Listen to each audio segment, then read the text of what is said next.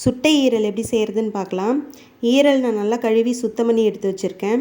ஒரு பிளேட்டில் கொஞ்சம் மிளகாத்தூள், மஞ்சத்தூள், உப்பு, இது மூணையும் மிக்ஸ் பண்ணுறதுக்கு தேவையான அளவு எண்ணெய் இதெல்லாம் சேர்த்து நல்லா பெசரி விட்டு எடுத்து வச்சிடலாம்.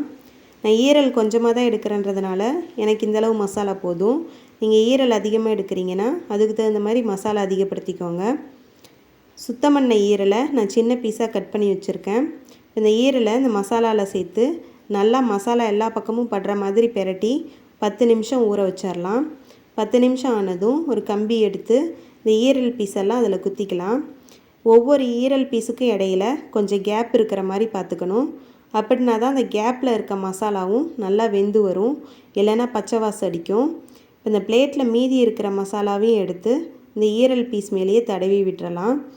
அடுப்பு பற்ற வச்சு மீடியம் ஃப்ளேமில் வச்சுக்கலாம். இந்த ஈரலை எடுத்து 7லேருந்து 10 நிமிஷம் மீடியம் ஃப்ளேம்லேயே வச்சு எல்லா பக்கமும் திருப்பி திருப்பி சுட்டு எடுக்கணும். அப்போ தான் ஈரலும் வேகும், மசாலாவும் வேகும், எதுவுமே பச்சை வாசம் அடிக்காது. இந்த அளவுக்கு நல்லா ஈரல் வெந்து வந்ததும் லெமன் புழிஞ்சிக்கலாம்.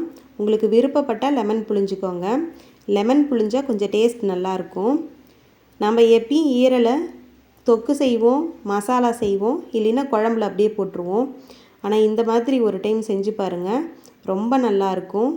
நம்ம நல்லா மீடியம் ஃப்ளேம்லேயே வச்சு வேக வச்சிட்றதுனால நல்லா வெந்து வந்திருக்கும், பச்சை வாசம் எதுவும் அடிக்காது. வேணான்னு சொல்கிற குழந்தைங்க கூட இதை விரும்பி சாப்பிடுவாங்க. இதனுடைய டேஸ்ட் ரொம்பவே நல்லாயிருக்கும்.